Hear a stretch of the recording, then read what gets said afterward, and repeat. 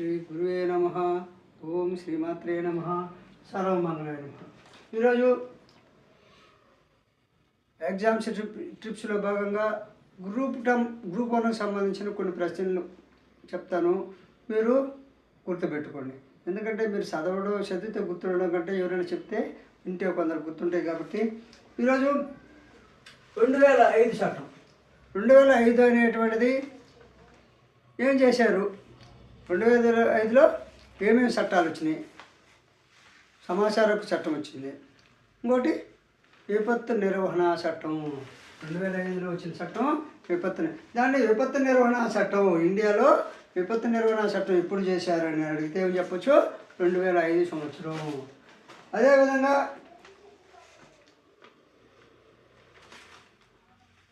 విపత్తు నిర్వహణ అనేటువంటిది 2005లో చేశారు. అయితే మనము భారతదేశ రాష్ట్రాలు కేంద్ర ప్రాంతాల్లో ఎన్ని విపత్తులకు గురవుతున్నాయి? భారతదేశంలోని రాష్ట్రాలు కేంద్ర ప్రాంతాలు కలిపి ఎన్ని విపత్తులకు గురవుతున్నాయని అడిగితే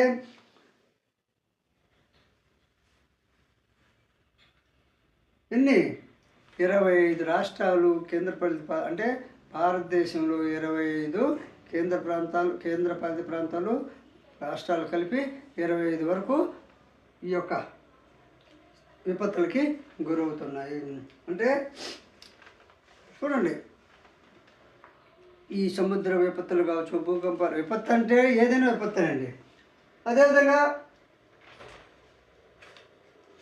మనకి విపత్తు నిర్వహణ సంస్థ అనేటువంటిది ఎక్కడుంది? విపత్తు నిర్వహణ చట్టం సంస్థ న్యూఢిల్లీలో ఉంది. జాతీయ విపత్తు నిర్వహణ సంస్థ ఎక్కడ ఉందంటే ఢిల్లీలో ఉంది. అదేవిధంగా మనకి అతిపెద్ద అణు విపత్తి జపాన్లో ఎక్కడ జరిగింది అంటే చెర్నోబిల్ అయిన తర్వాత జరిగినటువంటి అతిపెద్ద అణు విపత్తి జపాన్లో ఎక్కడ జరిగింది అంటే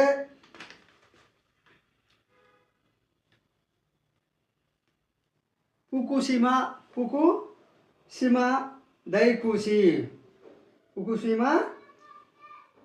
దైకుషి అనే ప్రాంతంలో చెర్నోబిల్ తర్వాత జరిగిన అతిపెద్ద అణు విపత్తి. చెర్నోబిల్ తర్వాత జరిగిన అతిపెద్ద విపత్తి జపాన్లో ఎక్కడంటే ఫుకుషిమా, FUKUSHIMA, ఫుకుషిమా దైకుషిలో జరిగింది. అదేవిధంగా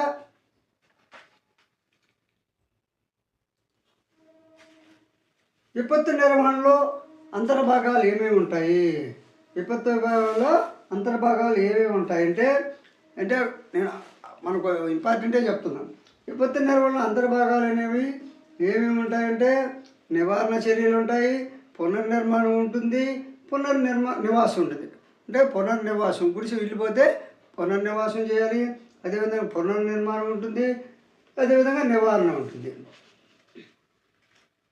అదేవిధంగా డిజాస్టర్ మేనేజ్మెంటు రీసెంట్ అప్రోచెస్ గ్రంథకర్త ఎవరు అంటే డిజాస్టర్ మేనేజ్మెంటు రీసెంట్ అప్రోచెస్ గ్రంథకర్త ఎవరు అంటే అరవింద్ కుమారు.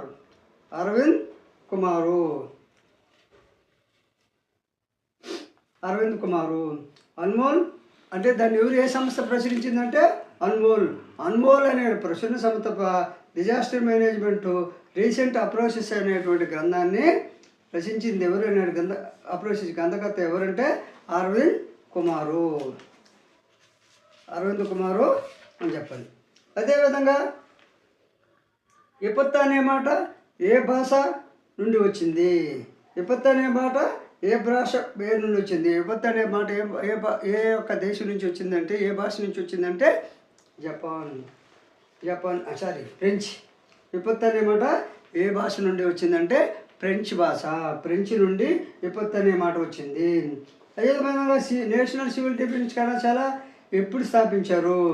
నేషనల్ సివిల్ డిఫెన్స్ కళాశాలను ఎప్పుడు స్థాపించారంటే 1957.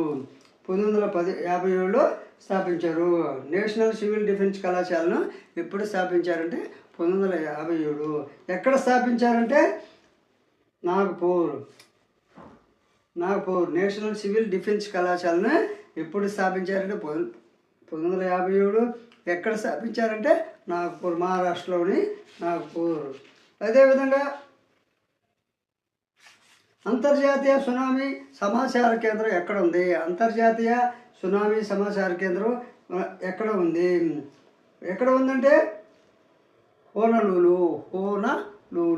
అంతర్జాతీయ సునామీ సమాచార కేంద్రం హోనలూలు ఉంది.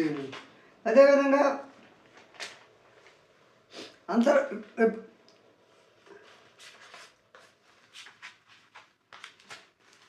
మనం ఈ బిగ్ బ్యాంక్ నేర్చుకునే ముందు ఇంపార్టెంట్ మాత్రమే నేర్చుకోవాలి. చెత్త చెదలకం లేదనుకుంటే థియరీని చదువుకొని ఆ థియరీ ఆధారంగానే మనము బిట్ బ్యాంక్ని తయారు చేసుకొని ఆ బిట్ ఆధారంగా ఉంటే మనకు గుర్తుంటాయి. ఈ విధంగా లాఫర్ ఎఫెక్ట్ అంటే ఏమిటి? లాఫర్ ఎఫెక్ట్ అంటే ఏంది? లాఫర్ ఎఫెక్ట్ అంటే ఏంది అంటే అధిక నియంత్రణ వల్ల పనితీరు ఏ విధంగా కుంటుపడుతుందో వివరించేది ఏది? అధిక నియంత్రణ వల్ల పనితీరు ఏ విధంగా కుంటుపడుతుందో వివరించేది ఏది అన్నట్టు. అప్పుడు ఏం చేయాలి మనము? అర్థమైంది. దాన్ని ఏమంటారు? లాఫర్ ఎఫెక్ట్ అంటారు. అధిక నియంత్రణ వల్ల పనితీరు ఏ విధంగా కుంటుపడుతుందో వివరించేది లాఫర్ ఎఫెక్టు.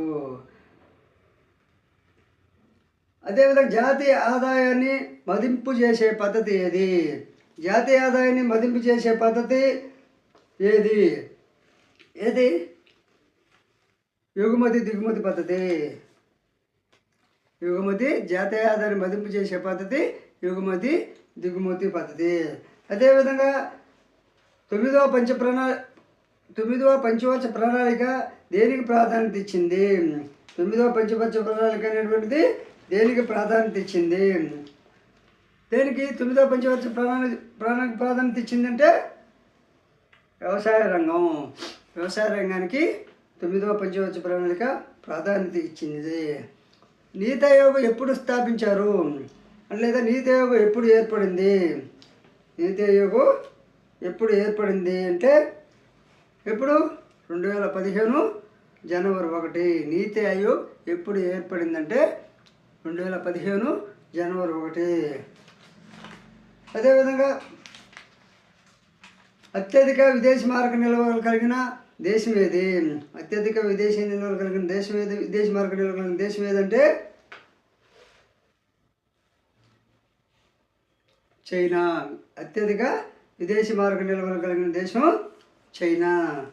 అదేవిధంగా దాదాబాయి నవరోజుతో పాటు బ్రిటిష్ వారు మన దేశం నుంచి తరలించుకోనిపోయిన సంపద గురించి అంచనాలు ఎవరు వేశారు అంటే దాదాబాయి నవరోజీతో పాటు దాదాబాయి నవరోజీ అంచనా వేసింది. దాంతోపాటు బ్రిటిష్ వారు మన దేశం నుంచి తరలించుకుపోయిన సంపద గురించి అంచనాలు ఎవరు వేశారు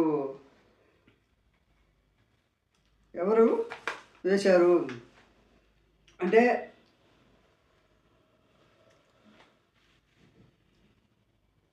SB Pal Y S Pandit.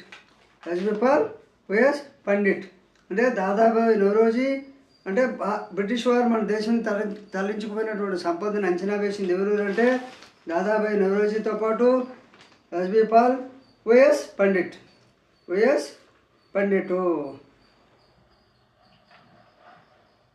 S B Pal Y S Pandit అనేవాడు వైఎస్ పండిట్.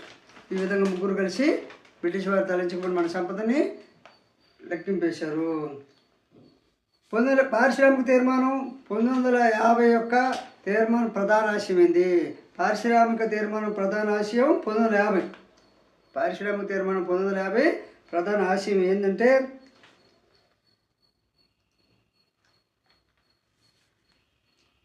అవస్థాపిత సామర్థ్యాన్ని పూర్తిగా వినియోగించుకోవడము. పారిశ్రామికంగా వెనుకబడిన ప్రాంతాల అభివృద్ధి, ఉత్పత్తిని పెంచడం, అధిక ఉపాధి అవకాశాలు కల్పించడం, వ్యవసాయ రంగాన్ని బలోపేతం చేయడం. అంటే వ్యవసాయ రంగాన్ని బలోపేతం చేయడమా? పారిశ్రామిక తీర్మానం 1950 యొక్క ప్రధాన ఆశయం ఏంటంటే వ్యవసాయ రంగాన్ని బలోపేతం చేయడమా, ఉత్పత్తిని పెంచడము, అధిక ఉపాధి అవకాశాలు కల్పించడం, పారిశ్రామిక వెనుకబడిన ప్రాంతాలు అభివృద్ధి చేయడం, వ్యవస్థాపిత సామర్థ్యాన్ని పూర్తిగా వినియోగించుకోవడం. వ్యవస్థాపిత సామర్థ్యాన్ని పూర్తిగా వినియోగించడం. ఈ నాలుగింట్లో ఏది అంటే అన్నీ ఓకే. అంటే 1950 పారిశ్రామిక తీర్మానంలో వ్యవస్థాపిత సామర్థ్యాన్ని పూర్తిగా వినియోగించుకోవడం ఉంది, ఉత్పత్తిని పెంచడం, అధిక ఉపాధి అవకాశాలు కల్పించడం ఉంది, పారిశ్రామికంగా వెనుకబడిన ప్రాంతాల అభివృద్ధి ఉంది, వ్యవసాయ రంగాన్ని బలోపేతం చేయడం కూడా ఉంది. కాబట్టి ఈ వీడియో నచ్చితే లైక్ చేసి, షేర్ చేసి, సబ్స్క్రైబ్ చేసి మరిన్ని వీడియోలు మీ ముందుకు తీసుకోవడానికి ఎంకరేజ్ చేయండి.